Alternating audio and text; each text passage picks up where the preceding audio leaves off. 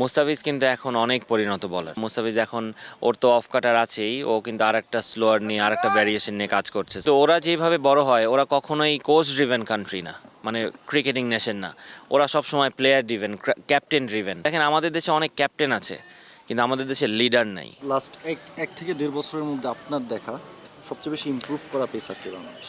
না, অনেকেই দেখেন ওইভাবে করে। মুস্তাফিজ, আমি বলবো যে মুস্তাফিজ ধরেন একটা সময় ছিল যে মুস্তাফিজ খুব খরচে হয়ে যাচ্ছিল, উইকেট পাচ্ছিল না, ওকে ইন্টারন্যাশনালি সবাই ধরে ফেলছিল। মুস্তাফিজ কিন্তু এখন অনেক পরিণত বলার, এবং মুস্তাফিজ আমি এই টুর্নামেন্টটাতেও দেখলাম মুস্তাফিজ এখন ওর তো অফ কাটার আছেই, ও কিন্তু আরেকটা স্লোয়ার নিয়ে আরেকটা ভ্যারিয়েশন নিয়ে কাজ করছে। সো তার মানে এটা বোঝা যায় যে মুস্তাফিজ চিন্তা করছে। এবং আমার মনে হয় এখন মুস্তাফিজ, মানে আসলে মুস্তাফিজ সবসময় ভালো বলার, সবসময় মাথা খাটিয়ে বোলিং করে, কিন্তু সব সব সব প্লেয়ারের ক্যারিয়ারে কিন্তু খারাপ সময় ভালো সময় যায়। সো মুস্তাফিজ যেভাবে কামব্যাক করেছে এবং ওকে ফলো করাটা অন্যান্য ইয়াংস্টারদের, এর একটা এক্সাম্পল অবশ্যই থাকবে। কিন্তু তার বাইরে আপনি যদি বলেন, হ্যাঁ আমি ওইরকম ড্রাস্টিক কোনো ওরকম আহামরি কোনো চেঞ্জ আমি এখনও দেখিনি, কিন্তু পেস বলার একটা শেপে আছে। কিন্তু আমি ওইটাই একটু আগেও যেটা বললাম, যে আমাদের যদি ওই লেভেলে ডমিনেট করতে হয়, তাহলে আমাদের আর একটু এফোর্ট লাগবে, আর একটু চিন্তার ব্যাপার আছে, আরও স্যাক্রিফাইসের ব্যাপার আছে, কারণ আমরা যেটা করছি that's not good enough. So আমি যদি গুড ইনাফই হতাম, তাহলে আমরা কিন্তু কন্টিনিউয়াসলি ম্যাচ জিততাম, বাইরের দেশে জিততাম, নিজের হোম গ্রাউন্ডে জিততাম। সো যেহেতু পারছি না, তার মানে নিশ্চয়ই আমাদের ঘাটতি আছে। সো ওই যে একটা স্যাক্রিফাইস, কিংবা ওই জায়গাটায় যে চিন্তা করা, নিজেদের সেলফ মোটিভেট করা। আমি সবসময় আপনাকে মোটিভেট করবো, কিন্তু আপনি নিজে যদি নিজেকে মোটিভেট না করেন, তাহলে কিন্তু ডিফিকাল্ট। সো ওই জায়গাটায় আমার মনে হয় প্লেয়ারদের আর একটু চিন্তার বিষয় আছে। চিজি আইসক্রিমের সাথে ভেলভেটি কেকের মিশ্রণে পোলার রেড ভেলভেট আইসক্রিম। মন ভালো থাক। কারেন্ট যে পেস বোলিং সেটআপটা আছে, যে প্লেয়াররা আছেন তাদেরকে নিয়ে যদি আপনি কিছু বলতে চান। না দেখেন, পেস বলার আমাদের যারাই আছে প্রত্যেকেই ভালো করছে, কিন্তু আমাদের বাংলাদেশ টিমকে আসলে যদি আমরা ইন্টারন্যাশনাল লেভেলে ওইখানে আমরা ডমিনেট করতে চাই, বড় বড় দলকে হারাতে চাই, তাহলে এইখান থেকে আমাদের নেক্সট স্টেপে যেতে হবে। সো এই নেক্সট স্টেপে যাওয়ার জন্য যেই স্যাক্রিফাইস বলেন, যেই কষ্টটা বলেন, কিংবা আমাদের মেন্টাল সাইডটা নিয়ে কাজ করা বলেন, সো এইগুলোর জন্য আগে প্লেয়ারদেরকে রেডি হতে হবে যে তারা কি আসলে প্রস্তুত কিনা যে ওই জায়গাটা যাওয়ার জন্য। সো তারপরে আপনারা, মানে আমরা ধরেন যাদেরকে নিয়েই কাজ করি না কেন, তাদের যখন এই জায়গাটায় ওরা রাজি হয়ে যাবে যে হ্যাঁ আমরা নেক্সট লেভেলে যেতে চাই, অনেকে হয়তো বা এখন চাচ্ছে, কিন্তু আরও একটু বেশি ড্রাইভ লাগবে। সো আরেকটা পুশ লাগবে, কারণ আপনি ইন্টারন্যাশনাল লেভেলে হঠাৎ একদিন ভালো খেলবেন, একদিন খারাপ খেলবেন, এভাবে করে কিন্তু আমরা এখানে ডমিনেট করতে পারবো না।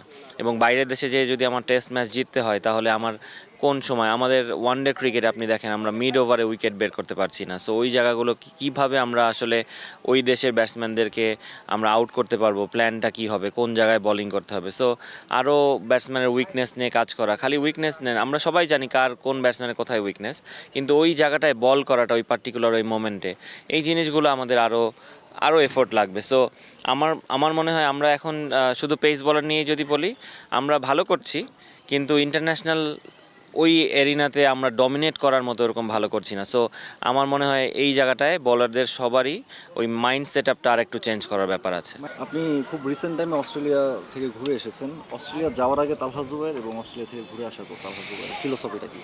ফিলোসফি অনেক চেঞ্জ হয়েছে, কারণ ওরা যেভাবে করে ওদের প্লেয়ার মানে গ্রো করে, কিংবা ওরা যেভাবে করে বড় হয় বাচ্চা বয়স থেকে, একদম এইজ লেভেল থেকে, ওদের আমরা সবসময় আমাদের ফ্যাসিলিটিস নিয়ে বলি, ওদের ফ্যাসিলিটিসটা কিন্তু সত্যি কথা ওদের একটা লেভেলে গেলে তারপরে ফ্যাসিলিটিসটা পায়।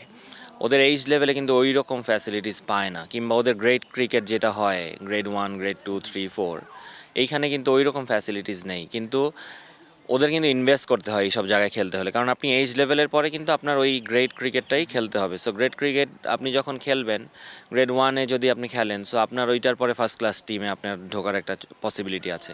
কিন্তু গ্রেড ক্রিকেটে কিন্তু আপনার ইনভেস্ট করে খেলতে হবে। You have to buy your own jersey, you have to buy your own lunch on match days, you have to like spend your money for the conveyance, মানে সব কিছু আপনার।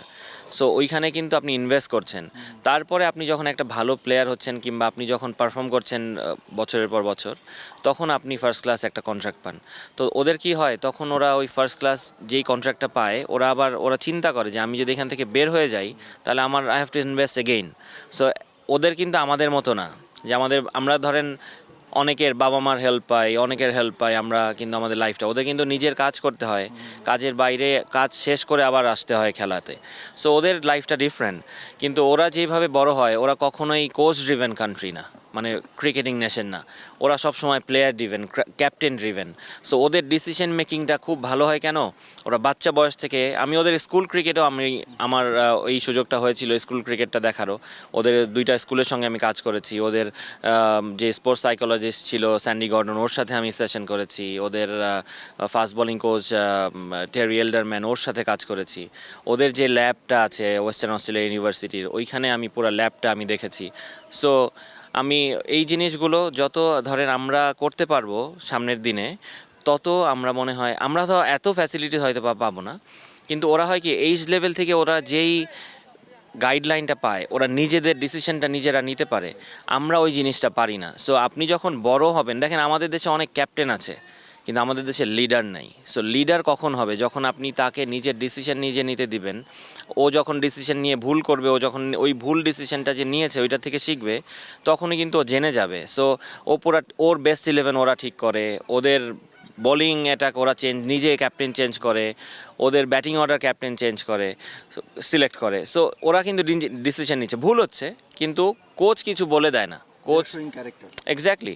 সো ওরা নেক্সট ম্যাচে হয়তো বা যেই মিস্টেকগুলো ছিল ওইটা ওভারকাম করতে চেষ্টা করে। সো আপনি এইভাবে যখন বড় হবেন, তখন কিন্তু আলটিমেটলি আপনি একটা পরিণত মানুষ হয়ে বড় হলেন, যে আপনার নিজের ডিসিশন আপনি নিতে পারবেন, প্রেশার সিচুয়েশনে আপনি ডিসিশন মেক করতে পারবেন। সো এই জিনিসগুলো আছে, আরও অনেক কিছু আছে যেগুলো ধরেন আমি প্লেয়ারদের সাথে আলাপ করছি, আমি অনেকের সাথে আলাপ হয়েছে, মেন্টাল সাইডটা কতটা জরুরি। সো এগুলো নিয়ে কথা হচ্ছে, আমাদের কোচদের সাথে কথা হয়। সো আমাদের আসলে আমি একা চেঞ্জ হলে হবে না, এটা আসলে চেঞ্জ করার জন্য আমাদের সিস্টেমেরও চেঞ্জ হতে হবে।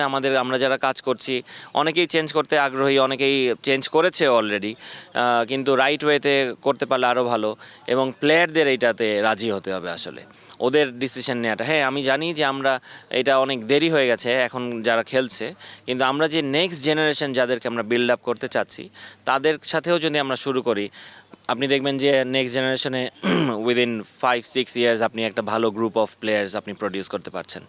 বাংলাদেশের এখন যে আপনার কখনো কথোপকথন জি জি, শন টেটের সঙ্গে আমার কথা হয়েছে, বা হোয়াটসঅ্যাপে কথা হয়, সামনাসামনিও কথা হয়েছে, ওর সাথে অনেক কথা হয়েছে। সো ও দেখেন এলিট লেভেলে কিন্তু ও এসে কিন্তু এইগুলো করতে পারবে না, এগুলো কিন্তু ডেভেলপমেন্টের কাজ। সো এখন ন্যাশনাল টিমের সাথে ও এসে নিশ্চয়ই এইগুলো নিয়ে কাজ করতে পারবে না, কারণ এই এখন চেঞ্জ হওয়ার সময়ও নেই।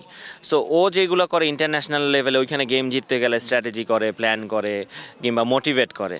কিন্তু ডেভেলপমেন্টে আপনি যদি এই ধরনের কোচ আনতে পারেন, আমরা ধরেন ডেভেলপমেন্ট আমার এইজ গ্রুপে আমার সব থেকে জরুরি হচ্ছে আমাদের যেখানে আমরা গ্রো করি, একটা ছেলে বড় হয় আন্ডার 13, আন্ডার 15। সো এই জায়গাগুলোতে আমরা যদি ভালো কোচ দিতে পারি, এইখানে যদি আমি ভালো করে শিখিয়ে দিতে পারি, under 15 to under 17, under 17 to under 19, ও যদি একটা প্রসেসে আসে, সবাই যদি এই চেইনটা মেনটেন করে, তাহলে দেখবেন যে আমরা নেক্সট জেনারেশন প্লেয়ার্সদেরকে আমরা খুব ভালোভাবে তৈরি করতে পারছি। খুব যদি ভুল না করে থাকি, আপনার গ্রামের বাড়ি ফরিদপুর, আপনার জন্মটা ওখানটাতেই। ফরিদপুরের ক্রিকেট ফ্যাসিলিটিস নিয়ে যদি কিছু। হ্যাঁ, ফ্যাসিলিটিস আসলে এগুলো তো সব জায়গায় খুবই কম। আমরা যখন প্র্যাকটিস করতাম আমরা খুব হার্ডলি, আমাদের ইনডোর ছিল না, ওই একটা সিমেন্টের একটা বাস্কেটবল একটা ছিল, ওইটাতে আমরা বৃষ্টি হলে যেতাম। উইকেট আমাদের ছিল না, সিমেন্ট উইকেটে প্র্যাকটিস হতো। এখন ওইটার থেকে একটু বেটার হয়েছে, টার্ফের উইকেট হয়তো বা 2-1 হয়েছে, কিন্তু আমার ফ্যাসিলিটিস ওয়াইজ এগুলো তো যদি বেটার করা যায় অবশ্যই ভালো ভালো প্লেয়ার আসবে। কিন্তু আমাদের আরও ফোকাস করা উচিত যে আসলে আমরা রাইট ওয়েতে করছি কিনা, আমরা প্লেয়ারদেরকে গ্রুমিংটা ঠিকভাবে করতে পারছি কিনা। দেখেন এটা শুধু ক্রিকেট না, ক্রিকেটের বাইরেও অনেক কিছু আছে যেগুলো আমাদের বাচ্চাদেরকে শেখানো উচিত। সো ওই জায়গায় আমরা যদি রাইট ওয়েতে সবাই মিলে একসাথে কাজ করতে পারি, আমার মনে হয় ইনশাআল্লাহ ইন ফিউচার আমরা ভালো কিছু প্রডিউস করব। বাংলাদেশের জন্য স্কুল ক্রিকেটটা কতটা গুরুত্বপূর্ণ? খুবই ইম্পর্টেন্ট স্কুল ক্রিকেট। দেখেন আমাদের তো আগে স্কুল ক্রিকেট থেকে অনেক প্লেয়ার আসতো, এখন আসে না।